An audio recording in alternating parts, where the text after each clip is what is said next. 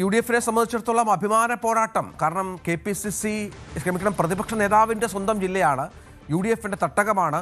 തദ്ദേശ തെരഞ്ഞെടുപ്പിൽ നേടിയ വലിയ വിജയങ്ങളുണ്ട്. പക്ഷേ MLA-മാരുടെ എണ്ണത്തിൽ അവിടെ LDF-നാണ് മുൻതൂക്കം. അത് മാറ്റണം, അത് മാറ്റിമറിക്കണം, പ്രധാനപ്പെട്ട സീറ്റുകൾ ജയിക്കണം. അതാണ് യു ഡി എഫിൻ്റെ ലക്ഷ്യം.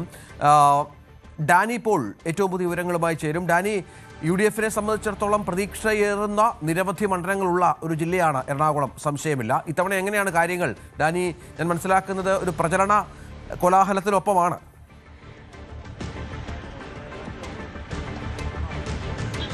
രഞ്ജിത്ത്, UDF ഏറ്റവും കൂടുതൽ പ്രതീക്ഷ വെച്ച് പുലർത്തുന്ന മധ്യ കേരളത്തിൽ തന്നെയാണ്. അതിൽ എറണാകുളം ജില്ലയെ സംബന്ധിച്ചിടത്തോളമാണ് ഏറ്റവും കൂടുതൽ പ്രതീക്ഷയുള്ളത്, കൂടുതൽ സീറ്റുകൾ നേടിയിട്ടുള്ളത്. പക്ഷേ ഇക്കുറി ഇഞ്ചോടിഞ്ച പോരാട്ടമാണ് നടക്കുന്നത്, വാശിയേറിയ പോരാട്ടമാണ്. സമവാക്യങ്ങളിൽ മാറ്റമുണ്ടാകുമെന്ന് തന്നെയാണ് പ്രതീക്ഷിക്കുന്നത്. നമ്മളുള്ളത് തൃക്കാക്കര ഇടത് സ്ഥാനാർത്ഥി പുഷ്പദാസിന്റെ പ്രചരണ പരിപാടികൾക്കൊപ്പമാണ്. അവസാന ലാപ്പ് നടന്നുകൊണ്ട് തുടങ്ങിയിരിക്കുകയാണ്. ചേച്ചി, എന്തൊക്കെയുണ്ട് പ്രതീക്ഷകൾ?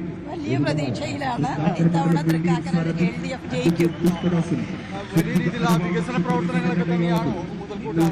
തീർച്ചയായും. ഇവിടെ സ്ഥാനാർത്ഥി എന്ന നിലയിൽ താഴെ തലത്തിലേക്ക് പോകുമ്പോൾ ഈ മണ്ഡലത്തിന്റെ വികസന ദൗർബല്യം തന്നെയാണ് വോട്ടർമാർ ചർച്ച ചെയ്യുന്നത്. അതുകൊണ്ട് തൃക്കാക്കരയുടെ വികസനമാണ് ഈ തെരഞ്ഞെടുപ്പിൽ ചർച്ച ചെയ്യപ്പെടുന്നത്.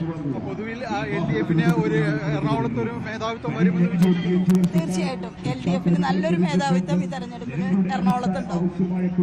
രഞ്ജിത്ത, ഇത് ഒരു പ്രതീക്ഷയാണ് പൊതുവിൽ പങ്കുവയ്ക്കുന്നത് ഇടത് കേന്ദ്രങ്ങൾ. കാരണം ഇക്കുറി ഭരണത്തിൽ തുടർച്ചയായ 10 വർഷം നടപ്പാക്കിയ വികസന പദ്ധതികൾ ഇതെല്ലാം തന്നെയും മുതൽക്കൂട്ടാകുമെന്നൊരു പ്രതീക്ഷയാണ് പൊതുവിൽ ഇടത് ക്യാമ്പുകൾക്കുള്ളത്. എന്നാൽ അതേസമയം തന്നെ കൂടുതൽ വ്യക്തതയോടുകൂടി തങ്ങൾ നേരിടാനായിട്ട് ഇടതിനെ കഴിഞ്ഞിട്ടുണ്ട് എന്ന ആത്മവിശ്വാസത്തിൽ UDF നിൽക്കുന്നു.